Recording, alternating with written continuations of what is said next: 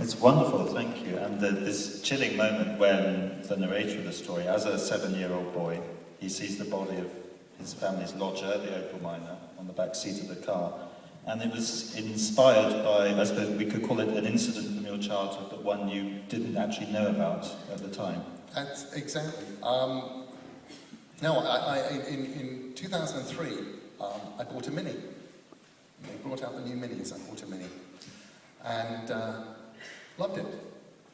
Was very impressed by the fact that they'd sort of somehow managed to scale it. So that, when I was 7, I was the same proportion now to my Mini that I have been to the Mini. And I remember talking to my dad about it. He was visiting us in America, and I said, look, Mini. I said, I used to love that little white Mini that we had. Why did you get rid of it? And he said, oh, you mean I never told you that? And I said, no. He said, well, we had a lodger who came from South Africa, had smuggled a bunch of money belonging to his friends out of South Africa to bank for them. They'd asked him to bank money for them in England because you can only take very small amounts of money out of South Africa.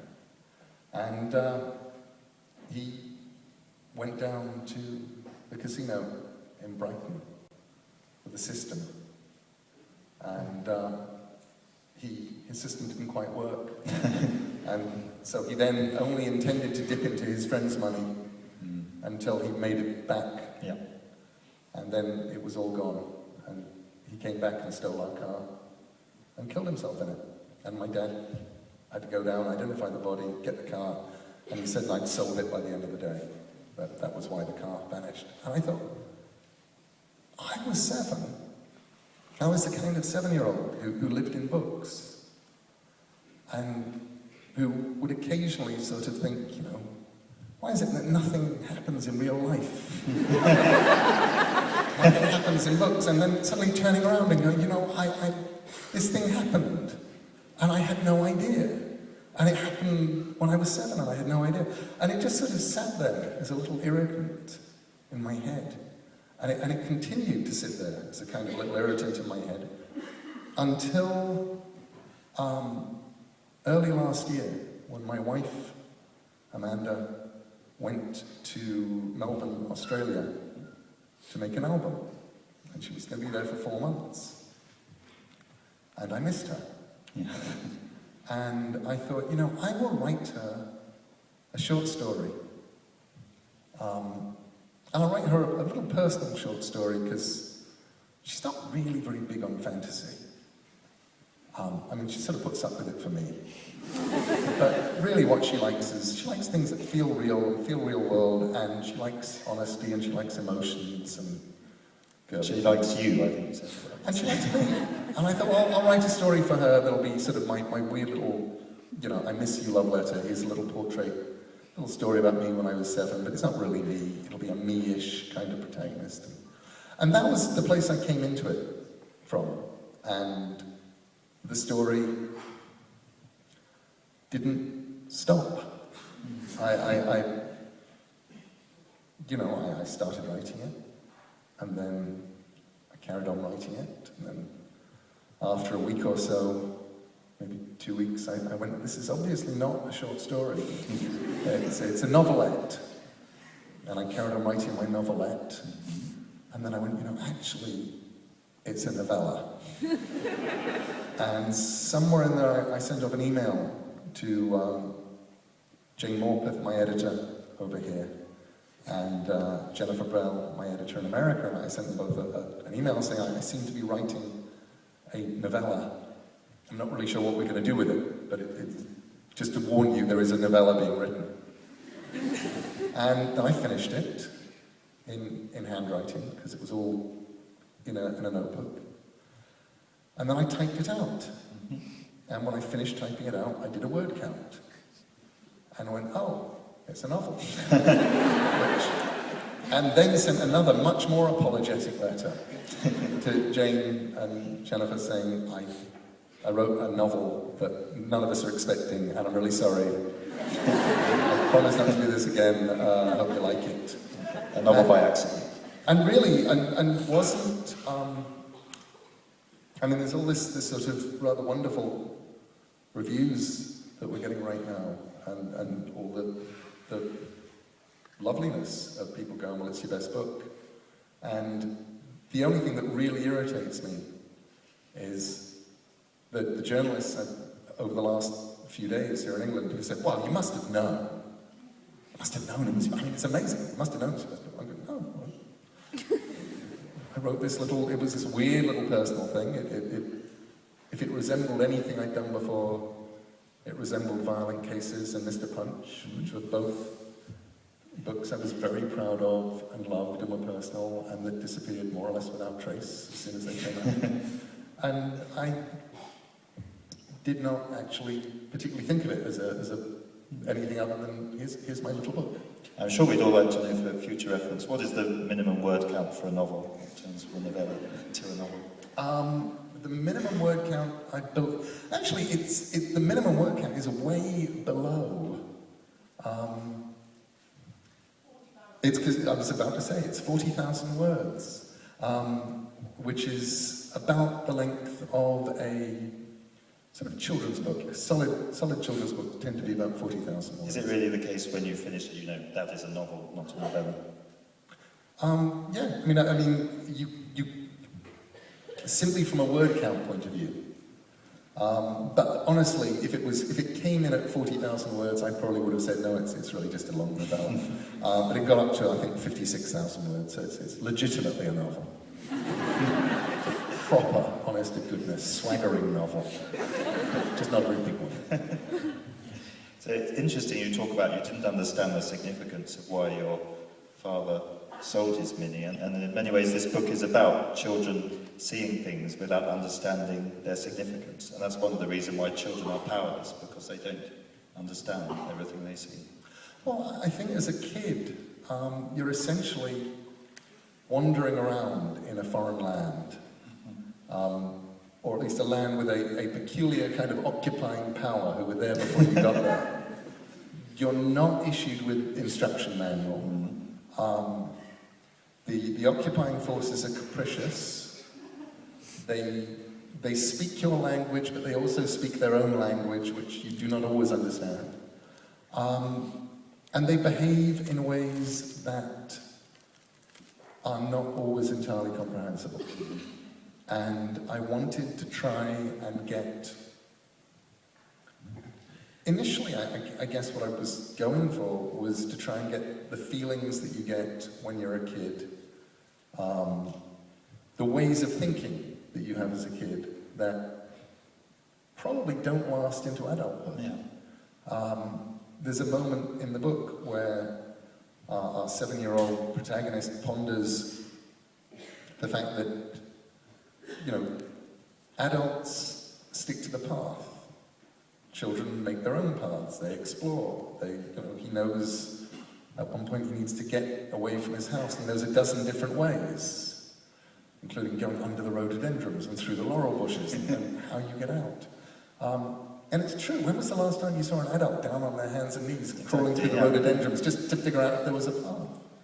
So kids behave differently, but kids also don't necessarily read adults correctly. And that was fascinating for me, because I got to write sequences in the book where, as a reader, as an adult reader, you can be completely aware of what's going on between adults in the book, while also absolutely understanding why our protagonist has absolutely no clue what's going on. He is not reading adult signals. There is a wonderful moment when, for the first time though, someone suggests to him that adults are not that much different from children. He wonders, are adults really children wrapped in adult bodies, like children's books hidden in the middle of dull, long books, is what you say. And it's wonderful, the first realization that maybe adults are just pretending to know everything for their children. Yeah, he's slowly figuring that out. And of course, there's a bit where Letty Hempstock, I haven't talked at all about the Hempstocks. Letty was the girl that we met right at the very end, and she lives in the farm at the end of the road. And she's 11. And she's been 11 for a very long time. And she lives there with her mum and her grandmother, old Mrs. Hempstock. And there's a lovely bit in the book where actually Letty gets to explain to him that there are no adults, that inside every adult is a kid, and that nobody actually looks on the inside like we do on the outside. And she says there are, of course, no adults, there are no grown-ups, except for Granny. But Granny's really old, and she does remember the Big Bang. So it's interesting that this idea of adults have to pretend to be something they're not in front of children, but then also your epigraph for the book, something Maurice Sendak said about remembering his own childhood. He said, "I knew terrible things, but I knew I mustn't let adults know I knew. It would scare them." And so children are doing the same thing as adults, aren't they? They're hiding things that they're scared of so their parents don't know. I think it's not even that children necessarily hide the things that they're scared of. I think it's the idea that kids sometimes have a much clearer view of the darkness that adults do. Kids sometimes lie to themselves less. Adults are very good at fooling themselves. And you mentioned the Hempstocks there, these three women, a grandmother, a mother, and a little girl who live at that farmhouse at the end of the lane. And you say at the end of your acknowledgements to the book, "Lastly, my thanks to the Hempstock family who, in one form or another, have always been there where I needed them." And we've encountered Hempstocks in your books before. They're sort of part of your personal mythology. They are. In fact, this batch of Hempstocks. The truth, people ask me if this book is autobiographical, and it's not. It's all full with made-up stuff. The family isn't my family. The kid isn't quite me, but he's pretty close. But the landscape is the landscape of my childhood.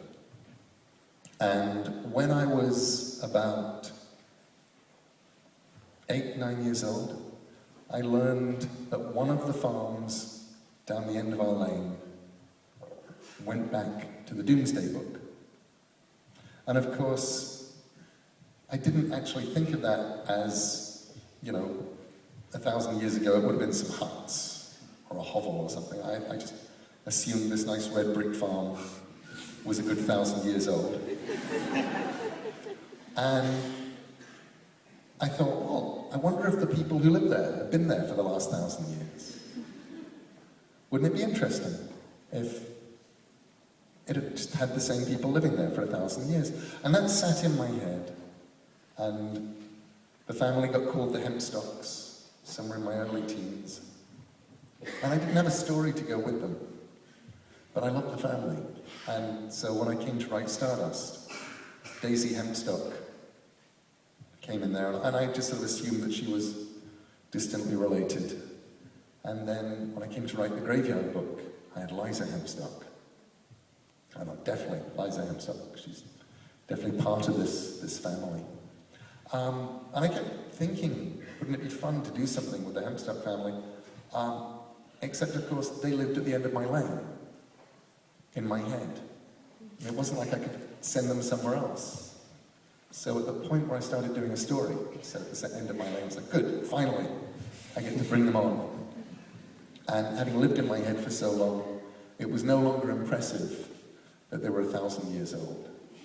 So, very, very quickly, in my head, I thought, actually, Letty Hempstock, the youngest of them, says that her duck pond is the ocean.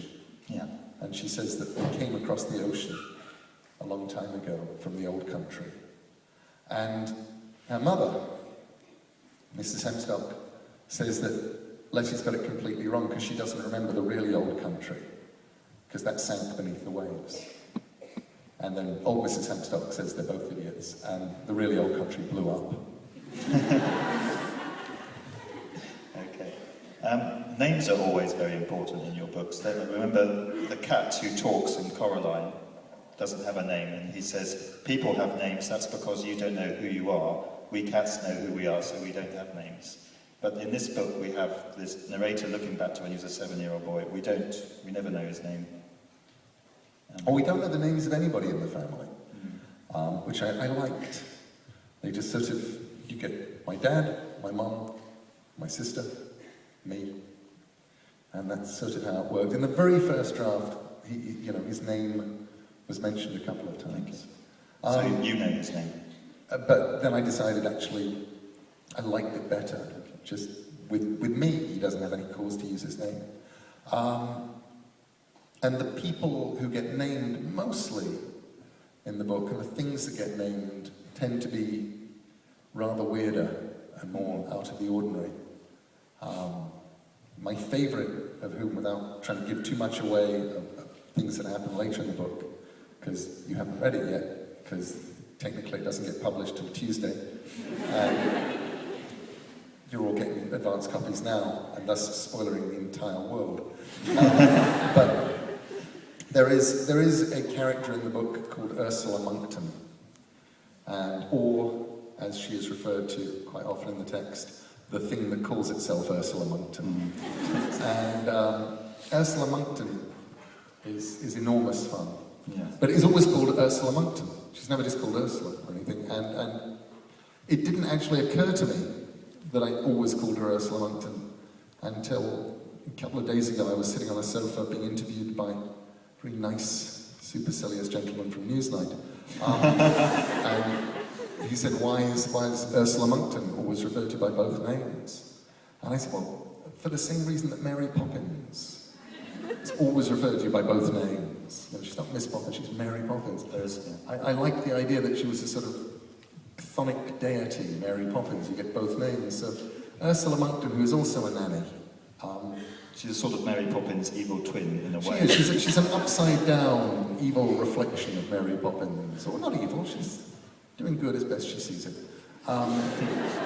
But so I thought that was actually probably, looking back on it, why she needed both names. Okay. She had to be Ursula Monckton. And then I had to go and Google Ursula Monckton to make sure there were no Ursula Monktons. But so I thought that was actually probably, looking back on it, why she needed both names. Okay. She had to be Ursula Monckton. And then I had to go and Google Ursula Monckton to make sure there were no Ursula Monktons. It would ruin somebody's name if there were. She may be doing her best, but she is terrifying, I found her. She is terrifying, yes. I don't know how you sleep with her rattling around in your head all night. You know, I long ago observed that people who wrote horror, and this was back when I was a young journalist interviewing people for a living, in the same way that comedians off stage, when you get to know them, tend to be rather slightly depressed, slightly introverted people who don't actually laugh very much and who are given to going, huh, that's funny, if they actually hear something funny, which is a terrible thing. People who write horror are the most cheerful people in the world. And they're these happy, rotund, red-faced people. They're full of the joys of spring. They're cheerful. They have all of the joy that the comedians lack. And I'm convinced it's because people who write horror, and I wouldn't class this book as horror, although it has some scary moments, actually do get to sort of pull the stuff out of their head and put it on the page, and it goes off and destroys other people's lives. So you don't...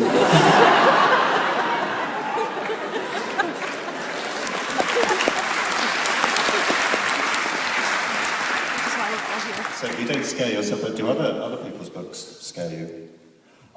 Actually, I do scare myself. There's definitely points where you know that something nasty is coming. But you don't know what it is. And you start doing this thing of going, is there a way out? I don't really want to do that. And that goes back for me all the way to Sandman 6. I just remember that in the diner, I'm going, this is really horrible. Is there a way to do this that doesn't involve killing all these people in a diner over 24 hours?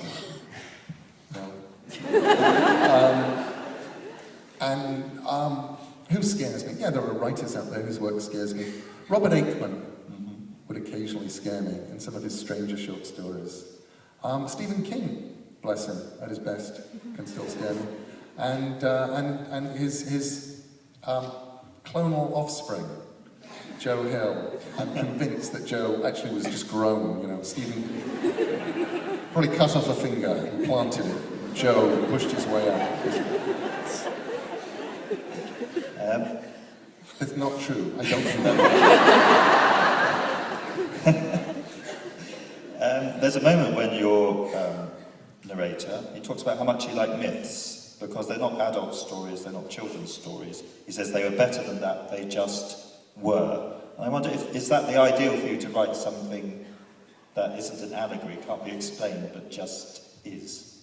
Yeah, I think that was one of the things that I wanted to do in this story, was see if I could write as the further it went along. I just wanted it to try and feel like a story you always knew.